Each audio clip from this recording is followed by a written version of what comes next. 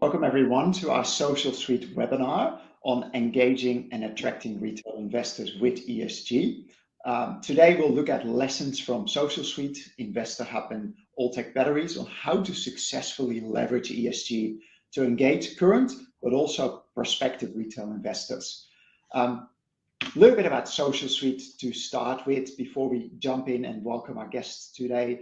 We're a technology-enabled platform creating solutions to help companies really share their impact that they have in the world. So we're looking at sustainability, we're looking at environmental, social governance, and social impact. And we've helped over 100 listed organizations create value through ESG and many more with their social impact journey as well. Today I'm joined by Ben Williamson from InvestorHub and Martin Stein from Altech Batteries. It's really a pleasure to have them both here to look at a case study. So Ben is the co-founder and CEO of InvestorHub, which is an all-in-one retail investor engagement platform. Ben works with publicly listed companies to help them take control of their retail engagement. He has vast experience in public and private capital and supported over 2,500 secondary markets capital raises. And the growth and exit over 250 million in private equity transactions. That is quite significant there. So we're glad to have you, Ben. Thank you. Welcome. And Martin is a finance and corporate executive with over 20 years of experience in international experience. He has held positions as chief financial officer and company secretary in several ASX listed companies. And in these roles, he has been responsible for all aspects of capital raising, financial management, shareholder liaison, corporate governance, and I can add to that, I suppose, Martin, environmental, social governance as well now, as you've been really doing a lot of great work in that. So it's a pleasure. I'm the Chief Impact Officer at Socialsuite, so it's a pleasure today to have these two guests here. What we'd like to do is unpack a little bit of a case study today. So there's a number of questions that we hope to answer in the next 25 minutes, really looking at what is the value proposition around to retail investors around ESG. How can you best engage and speak to retail investors about environmental social governance? Is there some best practice in that communicating ESG to the market at large? Some people wonder how much retail investors are actually interested in ESG. We'll talk a little bit about the latest ASX research on that. And you already see there's 31% of retail investors that are actually caring about ESG. Then we'll look at really getting the full value from your ESG credentials and some tips and how you can best communicate to your investor base. Now, all that is packed up in really going through a case study of Altech and how Altech is using both the Socialsuite platform for ESG and how it's using InvestorHub to really build that investor base. So why we're here today, it's really about connecting ESG with your investors. A lot of companies are not fully leveraging ESG in that sense. So what I want to do is maybe start a little bit with Altech Batteries. And Martin, I'll be really interested to perhaps first learn a little bit about the business. What does Altech do? What is your business footprint, your mission and purpose, I guess, in a way, but also really, what is your drive around sustainability? That might be a good starting point. I think so, Tim. Thanks very much. So Altech, I've got a big echo here. Yeah. No, it seems to have gone away. Okay, that should be fine. Sorry, everyone. So Altech's got two key projects, and I'll talk about, they're both battery-related projects, but I'll talk about the one that is getting a lot of investor attention at the moment, and that's our Serenergy sodium chloride solid-state battery project destined for industrial grid storage. So we're talking about big sea container sized batteries made out of predominantly sodium chloride or salt technology. Sodium is being the most reactive element on the table of elements next to lithium. So we're commercializing a battery for industrial grid storage. So we're talking about renewable power supply, such as wind and solar, that produces power intermittently. Obviously, when the sun's not shining, the power doesn't get produced, but the grids require the power 24/7.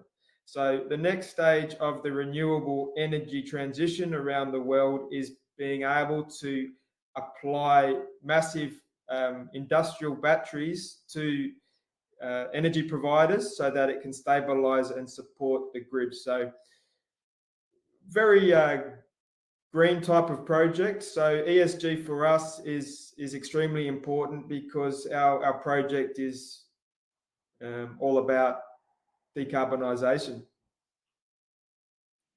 Excellent. Thanks for sharing that. I think that's a really good background around like the operations and the business there. With that, you're using InvestorHub to really build that investor base, and we'll get into a moment a little bit around what InvestorHub is, and I'll ask Ben all about that and how it works, and we'll talk a little bit about Socialsuite and how we help with ESG as well. But can you tell us a little bit of perhaps on both sides of the equation, where are you currently in your sustainability ESG journey, and where are you in terms of using InvestorHub to really build that retail investor base and drive that engagement? So where do you feel on both sides of that triangle here, that where you are at the moment in those journeys? Okay, so we're looking to raise finance to construct a plant to build these batteries. And it's clear to us that without green credentials, you're going to find it very hard in today's market to be able to raise the finance you need. So meeting the green credentials and doing the right thing from an environmental, social, and governance perspective is becoming almost as important as the project itself, because the financiers have indicated that without a company doing the right thing from an ESG perspective, it's going to be very difficult to raise money. So there's that aspect as well. A couple of months ago, we engaged Socialsuite, or a bit longer than that actually. We engaged Socialsuite to assist us on our environmental, social, and governance journey. And the first major achievement out of that process was for Altech to produce and prepare and publish our very first, our inaugural ESG report. So that's the first step in the journey I see, and it's a continual process now of updating the reporting as our business evolves and we do more and more things, updating our ESG reporting as we evolve. So we will use Socialsuite for that purposes. Now, our inaugural ESG report we used as an investor relations tool as well. So we prepared it and we used the InvestorHub platform to distribute that to our shareholders and other interested parties that had signed up to InvestorHub to receive all sorts of information. But on this occasion, it was the ESG report. Now, we send that out to the parties on the InvestorHub, and then the interested parties have the opportunity to receive that and then also ask the company questions that they think are relevant in relation to the ESG report. So InvestorHub allows us to have an interaction, a link between management of the company and our shareholders, and that link enabled us to discuss the ESG report more. And as we go forward and more ESG updates are made and we work with Socialsuite on that process, the InvestorHub will enable us to communicate that information as we move forward.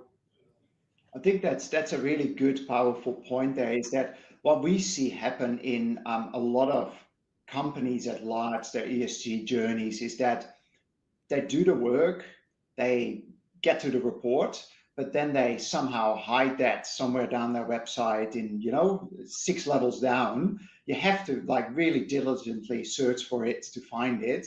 While, as you mentioned, it is a great PR tool. It is a genuine report, but you should also leverage the work you put in there to, be proactive and put it in front of people. And some people do that. What I like, the additional component you flag here is that two-way street. It's not just you pushing out information. It is having a tool there to directly receive questions from people that say, hey, you got your report now, but a question about greenhouse gas emissions or question about product packaging or whatever it may be, that can come directly to you. And that I think is really an important step. So what I thought as a next kind of component here is talk a little bit more about that ESG journey, a few steps around that, and then jump over to how you've worked in InvestorHub. So really look at those two components there and unpack that story a bit further. So the first part is, like you said, it's not even that long ago that we first spoke with you, Martin, as a customer of Socialsuite, and we really quite quickly, actually, mostly due to kind of your dedicated focus on ESG, got to that inaugural ESG report, and we'll have a quick kind of preview of that in a moment. But what we generally do is take people on a pretty quick journey through ESG. And the main thing is, if you start from scratch, it can look quite overwhelming, and there's a whole lot of things to think about side. And what we've really done is, for companies, especially the smaller companies that don't have a lot of time and resources, to say, we know where we want to land. We know that for us, leveraging ESG to get access to capital is really one of our main drivers. Might not be the only, but it's definitely a primary driver there. There's a clear pathway to get to that. So we take people through that journey here quite quickly, to that, getting a bit of education, initiate and align around what is ESG, what do you need to do, and then in engaging with your stakeholders and with the key components, quite quickly get to a report in that green kind of segment here. And to your point as well, once you're there, you're not done. And that's what sometimes people forget. It's the same as financial reporting. It's not once in a lifetime, or it's a periodic thing. You keep updating, you keep optimizing, you keep improving, and you keep sharing that information. So in that journey, I think we've come quite quickly a long way there. From your perspective going forward, and where you've gone here now, where you are on that ESG journey, and you've put it out into the market already, do you feel there's already some feedback that have helped you to identify what are your next steps? Where do you want to optimize? How comfortable are you right now in that journey there? Well, I see that we've made the first step in the journey, but it's an ongoing journey, and I think it's a journey with no end, because it's just a continual improvement to our ESG practices, and we can always get better. So I feel that I am the ESG driver within Altech Batteries, and as part of that, I believe that it's a company-wide requirement to build on this ESG reporting. It's not just one person, it's everyone involved in the organization. And I try to make it at the forefront of all team members' minds that whatever we're doing and wherever we're going, we need to consider ESG impacts, what we can do to become better at ESG, and then what we can do to report on what we're doing. It almost sounds, Martin, like it's like a cultural aspect too, right? It's you want to change, you want to be aware of it as you're going through decision making, right? You don't want it to be like, you want it to be an active or consideration, rather than you get to the end of the process and say, is this compliant or the like? I think 100%, because being cognizant of the ESG requirements gives you insight into making better decisions as well. Yeah. Because you're making the decisions with ESG outcomes also considered as part of the decision-making process, rather than it being a decision that's made and then only retrospectively you look at what the ESG impact is, and that's kind of fruitless in a way.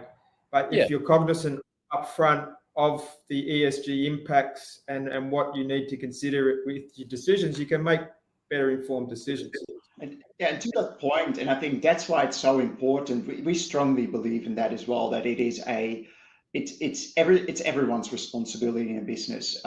It is really important to get the board on board with ESG as well. That means that they actively oversee it, understand it, but every single person has a responsibility to look at this. And that's why it's so important to start with this. Sometimes the companies that say, we'll do it later, we're still small, we need to grow first. But if you're embedded early on in culture and in business as usual, in every consideration and decision, then as you grow, it's not this sudden kind of shock to the system that you need to do something new. So I think some really good points there. I think it's perhaps Tim, I can give you an example of how that's just worked, right? We're commercializing a battery production facility in Germany, and we've completed recently the design layout of the plant. Now, considering ESG in the design, we included in the plant layout a recycling facility in the plant. So our battery product at Altech will be a cradle to grave solution where it's 100% recyclable at the very end, which is something that is good for the environment and assist in getting financing, knowing that we've got a green product from go to woe. And that the ESG considerations, as I mentioned, helped plan that layout of the plant. And I think that's it. It's like in every component of your planning, strategy, operations, and activities, having that thing or actually, and this is a great example of that. Yeah. So with that, so what we've done is got you through that journey. We, like you see, here's some examples, but the most important example, of course, is your ESG report that was released in late September this year, and it looks great, and the content is really up to the mark there. So it's really good, and that's what we really like, is to see that companies like Altech really take ESG serious. They just take it on, like you said, as a, it is part and parcel of who we are and what we do. It's the right thing to do. We do our financial reporting, we do our sustainability reporting. So it's a great example of that journey. And this is also a really good asset, again, and that's that link, I think, that we're talking about today. Here is your value proposition. This is how you're running your business. Now, let's make sure that this report does not get hidden somewhere, but let's get it out in front of people. And I think that's where that link to InvestorHub is such an interesting connection there, which gives you direct access to a lot of retail investors that might otherwise, have a harder time finding those ESG credentials in your report. So with that, Ben, I want to... Let me just give you another example, if I may, Tim. Let me just give you another example. I was at a conference in Melbourne yesterday, and it was an investor conference, and I took a whole heap of these brochures, hard copy brochures, and sat them down at my table, and tell you by the end of the conference, they're all gone. So there you go. People are taking them and people are looking at them. I think that's the proof there that people really care about this. If people wouldn't care, the brochures would still be there, basically. With that, Ben, love to get your intro on InvestorHub. Can you, in a nutshell, give us a bit of an idea about what makes InvestorHub unique and different, and why do people love it so much? Yeah, I think for the call, we've got a lot of C-level board, internal IR type people on now, and I think the really good analogy here is roadshows. Everyone knows that roadshows are valuable when you're able to get in front of investors and demonstrate your excitement rather than a quotation in an ASX announcement. They're able to ask questions and consider their investment. I think it's a valuable process to go on, but extremely time costly, and also you've got to find those people. And so we sort of take the best of that and allow it's really targeted at retail, but everyone gets the exposure. where a company like Altech, and Altech are a fantastic client, where they can add video to ASX announcements, or if not a short video, they can still, push something out and allow people to engage and ask questions. And through that, the ESG report's a really good one as an example, because as you spoke about before, for 31% of people, it matters a lot, right? But which 31% is kind of the question, right? You can't look down your current register or the people who have got you on a watch list and specifically target the 31% who care. So that's where you can utilize that powerful ASX announcement distribution link, pull people from that into your own hub, your own website, and allow the people that it does resonate to engage, to sign up, etc. Altech have had about 12-13% of all of their visitors sign up to their hub. And so, you look at that as a conversion rate on the 31% who potentially are really excited about ESG and care a lot. 12 of 31 is a high percentage, right? So I think utilizing these key aspects, whether it's an ESG report or other news flow, and that spike in interest to then capture that ongoing engagement to generate demand over time is really key. And Altech are like just a fantastic case study across that as well. And on that, I think that's a good link there. That case study there. Can you both tell us a little bit more about how Altech leveraged investor marketing to do a very decent raise here? So I'd love to hear. Yeah, I think $15-16 million would be the make a lot of people jealous, Martin. Especially in this market, right? Like, it's such a hard market to raise capital. I think it's the hardest for 5-6 years at least. Why don't you talk a bit about it, Martin? What was your process? Yeah, we're hearing the same thing. It's very difficult to raise money. We did this raise completely in-house. We managed the process ourselves, so saved on some brokerage fees as well. Look, a pleasing aspect of this InvestorHub was that we utilized it to finalize the raising, because we had a shortfall, and with that shortfall, on InvestorHub, I'd had many people throughout the time that we've had InvestorHub sign up as 708 sophisticated investors, and other people that said, look, keep my details in mind when you do a raising. I'd like to participate in the next one.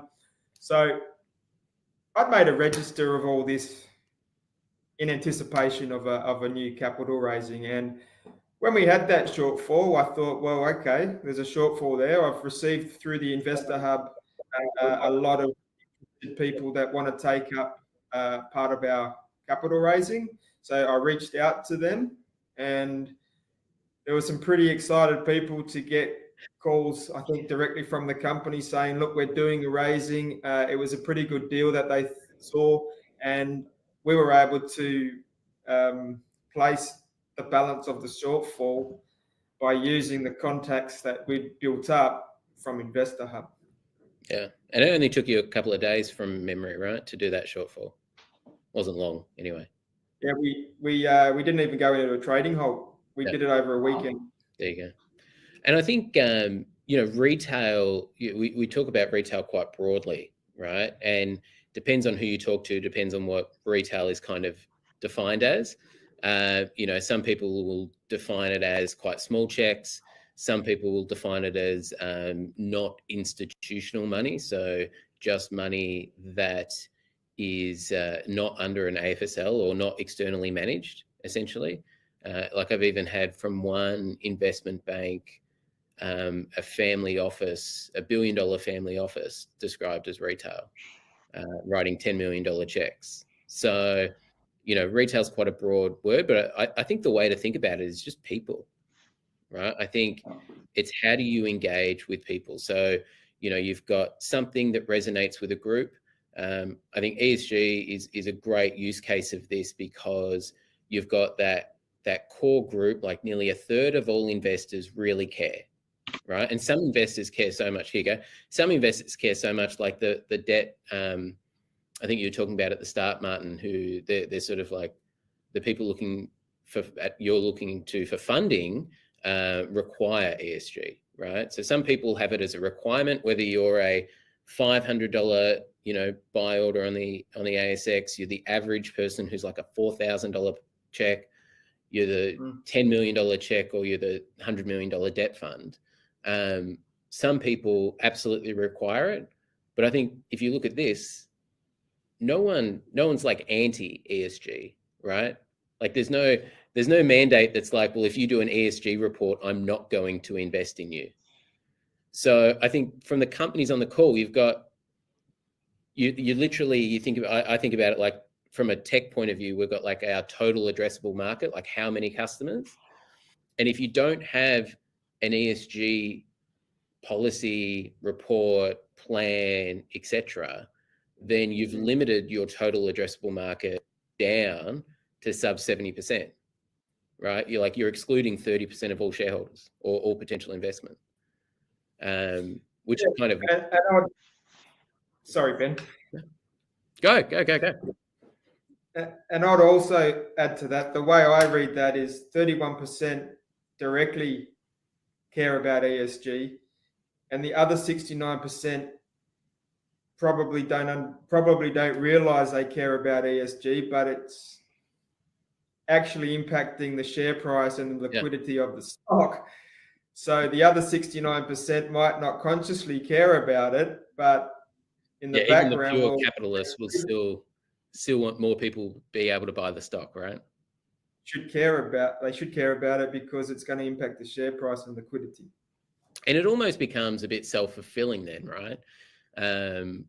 You're essentially adding like 45%, 50% of available investors going from like 69 to 100. So by just increasing that aspect, more people are able to buy the stock. Therefore, more people do buy the stock. Therefore, your share price goes up, increase in demand.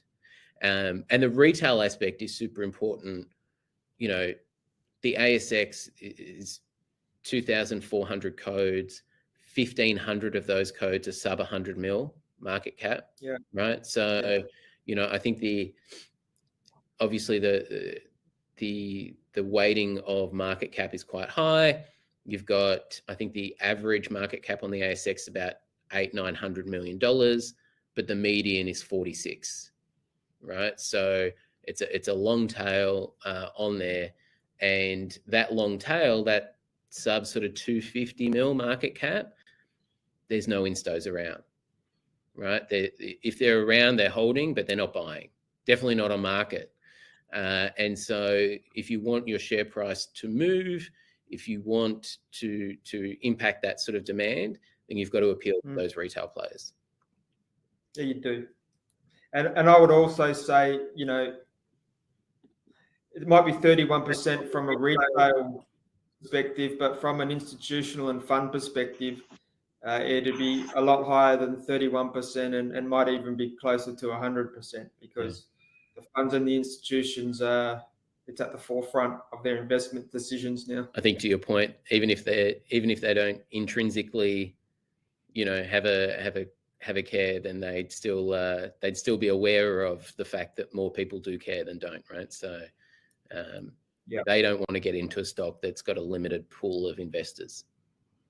I think you're spot on there. Institutional investors care a lot these days about sustainability and ESG. That would be a lot higher. Indeed, it's closer to 100%. And they're all part of Climate 100, the investor group on climate change. Like all the super funds, all the big guys are in there. They care because they do know that they have a fiduciary duty, and they do know that it matters in the end. So I think that it's really interesting to see that. And we see the research shows as well that the 31% in here is also accelerating. It's really growing. So we're really interested next year, the year after, to see what this looks like and if that has grown significantly. I think the other thing to note there, obviously we're ASX focused here. We've just launched into the UK, and we've done a lot of research in the UK, into Europe and the US. And it's very, very clear that Australia is a laggard when it comes to ESG. And so this isn't like we're going ahead and it might come back. No. To the point that you raised, Tim, about it increasing, it's only going to keep increasing. Like we're still playing catch up. Like I'm talking in the UK, ESG is a factor of 10 of importance. Yeah. Like you just won't get a meeting. Like, you know, you're seeing this in the InvestorHub side. Martin, you're talking about it in your conversations with these people. Like it is a, have you sorted this out yet? And maybe we should talk when you do sort it out. It's almost seen as a sign of maturity of the business as well. Yeah. Well, ING Bank in Germany just recently said that unless an entity has got ESG credentials, they're not going to be lending the money. They're not going to be financing the projects. They're that strict about it. Great example. Europe is really on the forefront here with leading the ESG charge. And yeah, if you know, that is the direction everyone is going. So spot on. We're definitely behind here in Australia. So this is just the new reality. So, you know, most people, it's like, welcome, wake up and get started, because there is a big catch up there if we look at the global scale of things. I realize we're getting close to our time here for the webinar, and I think there's been some really good messages that we've shared. What we've tried to do is put a few best practices together to share, and I think that this summarized quite well. The main thing is really make investors part of your ESG journey with frequent updates. And I think, Martin, to your point, you know, not just the update, but also listen to them, get the questions back from them, engage with your investors around ESG is really key. Provide detail about your ESG initiative, actions, performance. So what we mean there is that don't just say we do ESG, but just tell people what you're working on. It's not about perfection. It's not about that you got everything under control at day one. What are some specific initiatives or things you're doing? People want to understand that you're not just saying the words, but you're actually doing something. So a little bit of detail can go a long way. Just on that too, the really important thing to note is the people who don't care will see the headline and kind of move on. And so you won't be taking up their time sort of with something that doesn't resonate right now for them. And so to make sure, like, you know, have that in mind that this is going to be read by people who do care, right? And so I would definitely say don't pull your punches in it. Like make sure that you're firm, make sure you're direct, because it's going to resonate very strongly and much stronger with the people who then do resonate. And the people who do care and resonates with, they know what they're looking for. So if they see a generic motherhood statement without any detail, they'll put some question marks around that, and you will get questions from them.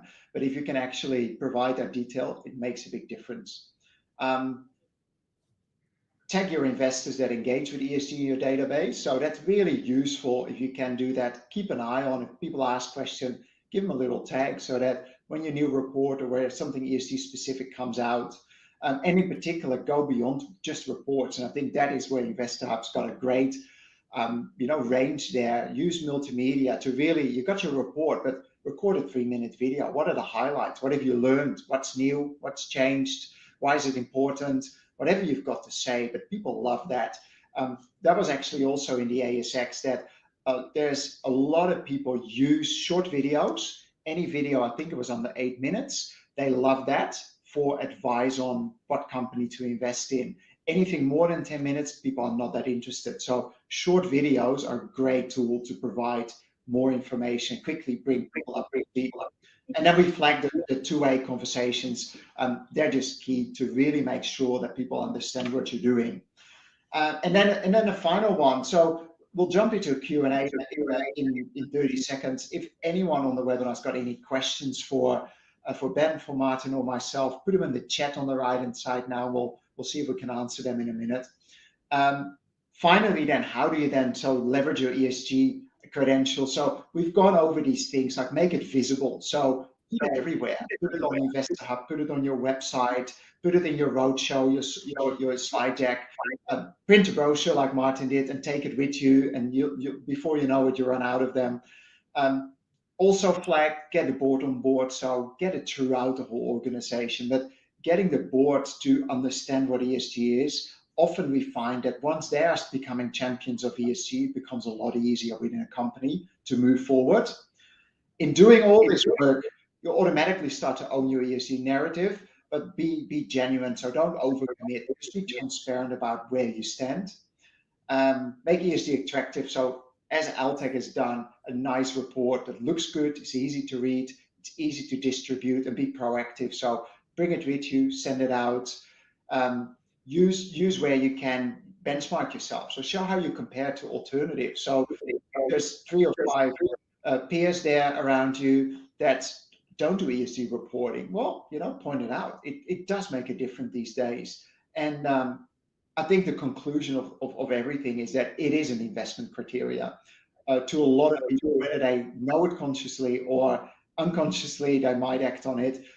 Bake it into your story. It's part and parcel of your company DNA in one way or another. A lot of people are doing it voluntarily now to access capital for other reasons, but we also see that quite quickly a lot of this will become regulated. So, if you get your house in order now, you can only benefit from it.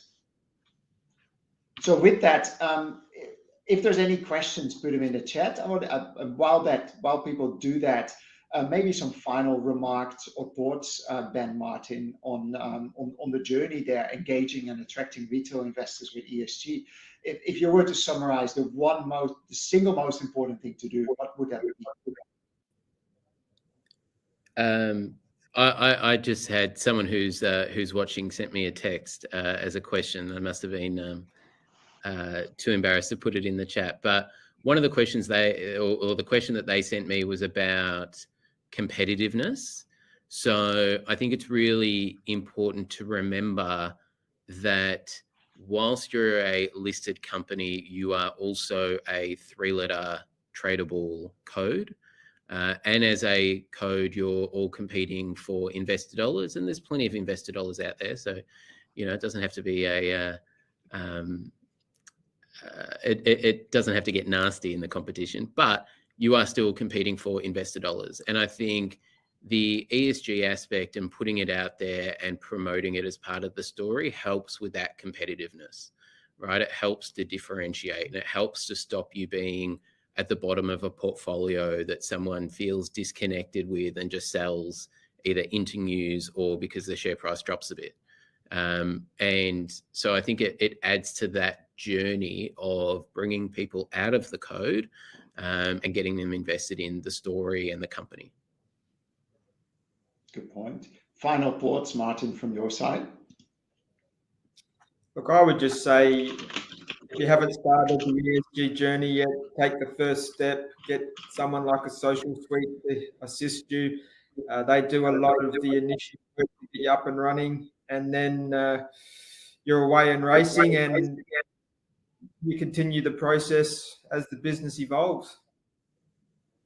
Great. I think that's very good to, thanks for sharing. A very good to leave it on. So I would say, thanks everyone for attending. The recording will be available. So if you want to watch it again or have anyone in your network that you think might want to have a view of this webinar as well, we'll share that soon with everyone. If there's any questions, feel free to reach out to myself or Ben or Martin for that matter as well, if you want to invest in Altech.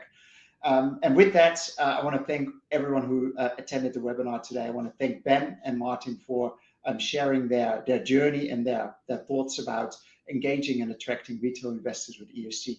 Thanks so much. Thanks very much. Thanks, Martin. Thanks, everyone. Thanks, everyone. Bye. Cheers.